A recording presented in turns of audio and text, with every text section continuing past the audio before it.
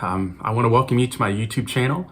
And if you're viewing this, I hope that this may benefit you in some way or another. My whole purpose for making these videos is so that you can leave and take what you have learned here into your personal life, so that we can live as best we can as human beings, and especially in videos relating to Christian related topics, to live our lives in accordance with what Scripture says. And that is my goal. I'm growing every day in my understanding, and I hope you guys are too. I welcome conversation down in the comment section on any of the things that I discuss in videos, so I encourage you to do that. I'd like to start off this video though by giving an account of an event that took place in college. It was my junior year of college, and we had a speaker come in for chapel, and this speaker was talking about, I believe it was, ironically, at the time of making this video, it is February, which is Black History Month. Now, it was Black History Month at the time that this chapel speaker came in that I'm speaking about. And she talked about how we should treat everybody equally, that we should not have any kind of biases or anything towards people. And but the ironic thing was at the end of her speech, she instructed all the students and faculty that were in there at the time to find a Black person to lay their hands on and to pray with them. Now, I say that was ironic because she went on the whole time she was allotted to speak, she was talking about how she wouldn't point out any specific race or anything like that, because we were all equal. But now at the end, she was pointing out a specific race, that apparently in her mind needed prayer, which honestly, I would take prayer anytime. And given this certain situation, that is exactly what happened. So first, a professor came up. So I'll just continue saying this. A professor came up to me, and he's like, "Hey, can I pray for you?" Now, mind you, I was born in Vietnam, so I am Vietnamese by birth. I am of the Khmer race, which is a Cambodian race. So I am not the majority race in Vietnam, but I am Vietnamese and am of the Khmer Cambodian race. Now, I can see why some people may confuse African American or Black with Cambodian race. I'm not going to be naive about that. I have dark skin, and some people may just be ignorant of that fact. Now, I don't use the term ignorant in a derogatory sense, because I think sometimes, actually a lot of times, I'm ignorant of things. But given that, he came up to me, and all my friends at this time were just busting up laughing behind me, because they knew I was born in Vietnam and I didn't have any kind of African blood in me. And so I was like, yeah, sure, I could take prayer anytime. And then more and more people came and started praying around me, and I'll tell you what, my heart was racing, and I was sweating, and it was probably one of the most awkward moments in my life.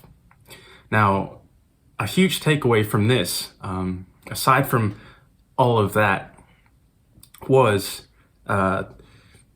now, there could have been many different intentions behind asking a lot of people to pray for the Black students at my college, which were a minority at our college. But what I want to speak on today is the kind of underlying theme or purpose behind doing this. There's this thing that I think our college really tried to push out towards our students and faculty, and that is the ideology of white guilt. Maybe it's not an ideology, maybe it's just, I don't know what the correct term for it is, but white guilt, that if you're white, then you are somehow responsible for all of the mistreatment of minorities in this country. Now, I realize that our country has an ugly past, and I can take a look at myself just as an individual and be like, man, my past, I've made a ton of mistakes that I hope that I'm offered grace and everything, and I will take full responsibility for any mistakes that I've made. And that's just it. The ability, the prerogative to take responsibility for one's own individual actions should be the primary goal of anyone living in society. But when this idea of white guilt is so pushed on people and forced upon people, I don't think that's a correct way about going about things, especially when in things related to racism in our country. I'm not in denial of racism in our country, but I don't think we are a racist country. And now I know you've probably heard that before, but I believe, of what I mentioned before, is that individuals who do racist things, that you can call them a racist, but if you associate a particular group of people who have not made an offense or done anything racist in their lives, but simply based on their own skin color, which by the way is racist, just by virtue of being white, that you should somehow be held responsible for the mistreatment and just all of the ugly things of our past, to hold them responsible for that, to hold a group responsible for an individual's past sins, let's just say, past mistakes, is completely crazy. I don't know how else to put it.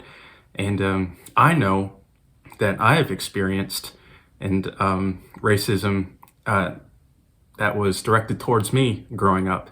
I worked at Arby's, and when I was in high school, and thank goodness I was naive at the time, but one of my managers pointed something out to me that I didn't really quite catch on to, and that was, so I'd work the front counter, and there'd be this older gentleman who would come up and order the same thing. He'd order a Jamocha shake every single time. But what he would do would be, instead of handing me the cash in his hand, handing me the cash that he had in his hand, just into my hand, he would place the money on the counter and push it towards me. Now, I still I don't know, honestly, till this day, whether or not that was a racist thing, but honestly, no one else has done that, and it could have possibly well have been a racist thing. But it was something that my manager had to point out to me, and I honestly never really thought about it. Again, I think I was just naive to that. But then another thing happened when I was attending college. I was walking down the street and with one of my friends, and this loud pickup truck came driving by, and someone was yelling out the window, calling me and my friend, the N-word and everything, and stuff like that. That's just crazy. That stuff is racist. To conclude this video, let's try to view one another as individuals, and to hold individuals responsible for their actions, and instead of holding a group of people responsible for an individual's action. I think if we do that, our country will be in a better place. And that's just one thing that I think can be improved upon in this country. I hope things don't keep sliding the way things are going or progressing in this country. But I just want to leave you with that today. Let's hold an individual's actions, especially in regard to racism, or whenever that's talked about. Let's hold individuals responsible for what they do and say. Let's not hold a group responsible for the actions of an individual.